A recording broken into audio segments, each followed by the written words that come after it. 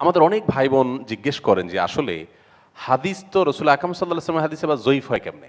একজন তো কোনো একটা জায়গায় ফেসবুকে দেখলাম লিখেছেন যে ভাই আপনি বা আপনার ১৪ গোষ্ঠী দুর্বল হতে পারে, আসলে হাদিস আবার দুর্বল হয় কিভাবে। খুব রাগান্বিত হয়ে তিনি বলছিলেন। তো এটি আসলে আমাদের বোঝা দরকার হাদিস আবার দুর্বল হতে পারে কিনা। তো এর উত্তর হলো যে আসলে রাসূল করিম সাল্লাল্লাহু আলাইহি ওয়াসাল্লাম হাদিস তো কখনো দুর্বল হতে পারে না। হাদিসের যে সূত্রটা, যে সূত্রের মাধ্যমে আমাদের কাছ থেকে হাদিসটা এসে পৌঁছেছে, সেটি দুর্বল হলে বর্ণনাটার ভিত্তিতে হাদিসটাকেই দুর্বল বলা হয়। আবার একইভাবে হাদিসের মধ্যে কিছু আছে যে হাদিসগুলোকে মওদু বলা হয় বা জাল হাদিস বলা হয়। বিশ্ববিখ্যাত বড় বড় মুহাদ্দিসগণ জাল হাদিসগুলোকে একত্র করে জাল হাদিস সমগ্র বলে নামকরণ করেছেন। তো এগুলো আমাদেরকে জানতে হবে, সাধারণ মানুষদেরকে বেসিক নলেজ থাকতে হবে যে হাদিসের ক্ষেত্রে জাল এবং জয়ীফ কখন হয়। রসুল আকরাম সাল্লাল্লাহু আলাইহি সাল্লামের নামে যদি কোনো হাদিস বানোয়াটভাবে কেউ বলে, যার কোনো ভিত্তি নবী সাল্লাল্লাহু আলাইহি সাল্লাম থেকে পাওয়া যায় না, বা এমন কোনো ব্যক্তি হাদিস বর্ণনা করলো যে ব্যক্তি মিথ্যাবাদী হিসাবে ধরা খেয়েছে, প্রমাণিত মিথ্যাবাদী, এরকম কোনো ব্যক্তি কোনো হাদিস বর্ণনা করলে এবং সেই হাদিসের কোনো অথেন্টিকেশন না থাকলে মুহাদ্দিসগণ রেকমেন্ডেশন করে দেন যে হাদিসটি জাল। আর সে জাল হাদিসগুলোকে আল মাওদুআতুল কুবরা আরও বিভিন্ন নামে বিভিন্ন মুহাদ্দিসগণ একত্র করেছেন। এরকম জাল হাদিসের মধ্যে আমাদের সমাজে অনেক প্রচলিত জাল হাদিস আছে। আমি 5টি এক্সাম্পল দিতে চাই ছোট ছোট করে। প্রথমত, জ্ঞান অর্জনের জন্য সুদূর চীন দেশে হলেও যাও, এরকম একটা হাদিসের কথা আমরা জানি। এই হাদিসটি জাল, নবী সাল্লাল্লাহু আলাইহি ওয়াসাল্লাম থেকে এরকম কোনো হাদিস আসলে প্রমাণিত নয়। আরেকটি হাদিস আমরা জানি যে 18,000 মাখলুকাত আল্লাহ তাআলা সৃষ্টি করেছেন, আল্লাহ সৃষ্টির সংখ্যা 18,000, এটিও জাল, কারণ এ সম্পর্কে নবী সাল্লাল্লাহু আলাইহি ওয়াসাল্লাম থেকে আসলে কোনো ঘটনা বর্ণিত হয়নি।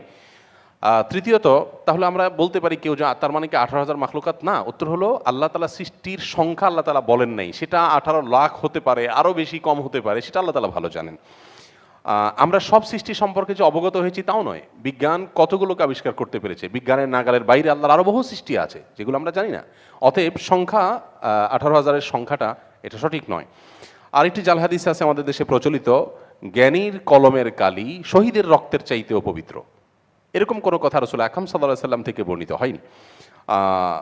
যদিও শহীদের মর্যাদা বোঝাবার জন্য আল্লাহ রাব্বুল আলামিন, জ্ঞানীর মর্যাদা বোঝাবার জন্য আল্লাহ রাব্বুল আলামিন অনেক বহু আয়াত নাযিল করেছেন। আল্লাহ বলেছেন হাল ইয়াস্তাবিল্লাযিনা ইয়ালামুনা ওয়াল্লাযিনা লা ইয়ালামুন, যারা জানে আর যারা জানে তারা কি সমান হতে পারে? নবী সাল্লাল্লাহু আলাইহি ওয়াসাল্লামের বহু হাদিস আছে, তিনি বলেছেন যে চাঁদের তারকার মধ্যে চাঁদের মর্যাদা যেমন, যিনি জানেন তার মর্যাদা যারা জানেন না তাদের মধ্যে সেরকম। আরও বহু হাদিস আছে। নবী সাল্লাল্লাহু আলাইহি ওয়াসাল্লাম বলেছেন আমার মর্যাদা তোমাদের মাঝে যেমন, জ্ঞানীর ব্যক্তির আলেমের মর্যাদা সাধারণ মানুষের তুলনায় এত বেশি। তো বহু বিশুদ্ধ হাদিস আছে, সেখানে আমাদের এই জাল হাদিসের আশ্রয় নেওয়ার কোনো প্রয়োজন নেই। 4 নম্বর হলো স্বামীর পায়ের নিচে স্ত্রীর বেহেশত। নারীদেরকে বসে রাখার জন্য হয়তো এই হাদিস কেউ বানাইছেন, আল্লাহ মাফ করুন। যদিও ইসলাম অবশ্যই বলে পারিবারিক প্রশান্তির জন্য স্বামী স্ত্রী একে অন্যকে কম্প্রোমাইজ করে চলতে হবে, স্বামী তার স্ত্রীকে সর্বোচ্চ ভালোবাসা উজাড় করে দিতে হবে, নবী সাল্লাল্লাহু আলাইহি ওয়াসাল্লাম সেটি শিক্ষা দিয়েছেন। আবার স্ত্রীকে বলেছেন স্বামীকে আনুগত্য করবার জন্য, যাতে একটা সুখী সমৃদ্ধ পারিবারিক জীবন গড়ে ওঠে। কিন্তু এর মানে এই নয় যে এর জন্য একটা হাদিস আমাদেরকে জাল বানাইতে হবে। স্বামীর পায়ের নিচে আল্লাহ তাআলা স্ত্রী বেহেশত রেখেছেন, কোনো হাদিসে বর্ণিত হয়নি। 5 নম্বর এবং সর্বশেষ হলো সামান্য এক মুহূর্তের ধ্যানমগ্নতা 60 বছরের ইবাদতের চাইতে উত্তম, এরকম একটা কথা আমাদের সমাজে প্রচলিত হাদিসের, এগুলো হাদিস নয়। নবী করিম সাল্লাল্লাহু আলাইহি ওয়াসাল্লাম বলেছেন, বুখারীতে বর্ণিত হয়েছে, মান কাযাবা আলাইয়া মুতাআম্মিদান ফালইয়াতাবাওয়া মাকআদাহু মিনান নার, যে ব্যক্তি আমার নামে কোনো মিথ্যা কথাকে হাদিস বলে চালিয়ে দিবে, বলবে, প্রচার করবে, সে যেন জাহান্নামে যাওয়ার জন্য তার টিকিট রিজার্ভেশন করে ফেললো, সেই জন্য জাহান্নামে যাওয়ার জন্য টিকিট বুকিং দিয়ে ফেললো। এত জঘন্য একটি অপরাধ। এই জন্য দিনের কোনো বিষয়ে বলতে হলে আমরা যা জানবো সেটাই বলবো, জানবো না সেটা বলবো না। এটা হলো জাল হাদিস সম্পর্কে।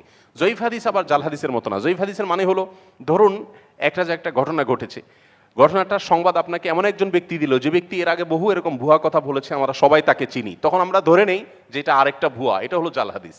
আর জয়ীফ হাদিসের দৃষ্টান্ত হলো, ধরুন একজন ব্যক্তি এসে আপনাকে একটা সংবাদ দিল যে এই মুহূর্তে অমুক বাড়িতে, আপনার পাশের বাড়িতে আগুন লেগেছে বা একটা বড় কিছু ঘটেছে। সংবাদদাতা লোকটাকে আপনি চিনছেন না বা সন্দেহ করছেন যে লোকটা আদৌ সঠিক বলছে না ভুল বলছে, এটা হলো জয়ীফ হাদিস। আর সহিহ হাদিস হলো, ধরুন আপনাকে এমন একজন ব্যক্তি এসে সংবাদ দিলেন, আপনার মসজিদের ইমাম সাহেব এসে সংবাদ দিলেন, আপনার বাবা এসে সংবাদ দিলেন, যার কথাতে সন্দেহ করবার কোনো সুযোগ নেই, আপনি তখন অবশ্যই তার সংবাদে বিশ্বাসী হয়ে আপনার করণীয় ঠিক করবেন। এটা হলো সহিহ হাদিস। নবী সাল্লাল্লাহু আলাইহি ওয়াসাল্লামের হাদিসের ভিতরে কোনটা সহিহ, কোনটা দাঈফ, কোনটা মাওদু, এগুলো নিরূপণ করবার জন্য হাজার হাজার মুহাদ্দিসগণ তাদের গোটা জীবনকে উজাড় করে দিয়ে হাদিস শাস্ত্রকে সংরক্ষণ করবার জন্য বহু শাস্ত্র, রিজাল শাস্ত্র তৈরি করেছেন। আজকাল আমাদের দেশে আহলে কোরআন বের হয়েছে, অনেক আগেই বের হয়েছে, অনেক দেশে আছে। তারা মনে করেন রাসূলের হাদিসের প্রয়োজন নেই, কোরআনই যথেষ্ট। এবং তারা সংশয় সৃষ্টি করেন যে হাদিসের মধ্যে অনেক ঝামেলা আছে, জাল জয়ীফ আছে। আসলে ঝামেলার কিছুই নেই, প্রত্যেকটা হাদিসে রেকমেন্ডেশন করা আছে। টাকার মধ্যে যেরকম জাল আছে আসল আছে, ব্যাংক নোট যদি জাল হয় সেটাকে যেরকম ব্যাংক কর্তৃপক্ষ নির্দিষ্ট করে দেন, ত্রুটিটা ধরে দেন, একইভাবে হাদিসের ক্ষেত্রে মুহাদ্দিসরা ধরে দেন, আমরা সেটাকে পরিহার করব। তবে ফজিলতের ক্ষেত্রে জয়ীফ হাদিসের উপর আমল করা যায় শর্ত সাপেক্ষে, এটাই বিশুদ্ধ মত। আর হালাল হারাম এই জাতীয় বিষয়ে জয়ীফ হাদিসের উপর আমল করা যায় না। আল্লাহ তাআলা আমাদেরকে বিশুদ্ধ হাদিসগুলোর উপরে আমল করার তৌফিক দান করুন। আমি আরেকটু বলি, বিশুদ্ধ হাদিসের সবচেয়ে বড় আপনার সংগ্রহশালা হলো সহিহ বুখারী এবং সহিহ মুসলিম, এবং আরও প্রসিদ্ধ অনেক হাদিসের কিতাব আছে। আমরা হাদিস নিয়ে অনেকে হয়তো ধোঁয়াশা পড়বো, আমার সমাজে দর্শকরা হয়তো মনে করতে পারি যে তাহলে আমরা কিভাবে সহিহ জয়ীফ বুঝবো। আপনার কোনো কষ্ট করতে হবে না, একদম সহজ। মুহাদ্দিসগণ রেকমেন্ডেশন করে দিয়েছেন, আপনি শুধুমাত্র রেকমেন্ডেশন দেখবেন যে হাদিসের শেষে সহিহ জয়ীফ কি রেকমেন্ডেশন আছে। যদি বুখারী এবং মুসলিমের হাদিস হয় তাহলে এগুলোর 100% সহিহ।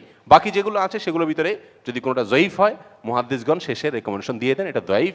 জাল হলে সেটাও লিখে দেন এটা জাল। শুধুমাত্র আমরা রেকমেন্ডেশন দেখে গ্রহণ করব, এটুকু হলে ইনশাআল্লাহ আমরা আমাদের ঈমানকে আমলকে নিরাপদ করতে পারবো। ধন্যবাদ। অনেক অনেক ধন্যবাদ। আমরা চমৎকার আলোচনা শুনলাম। জি, আপনার ধন্যবাদ। আমি ধন্যবাদ দিচ্ছি আপনাকে, চমৎকার করে আপনি আমাদের যেই বাপ দাদার সেই কিচ্ছা কাহিনীর মতন আমাদের সমাজে প্রতিষ্ঠিত হওয়া কিছু বিষয় আপনি নিয়ে আসছেন এবং উদাহরণ দিয়ে একেবারে যৌক্তিকভাবে সমাজের সামনে পেশ করেছেন। আমি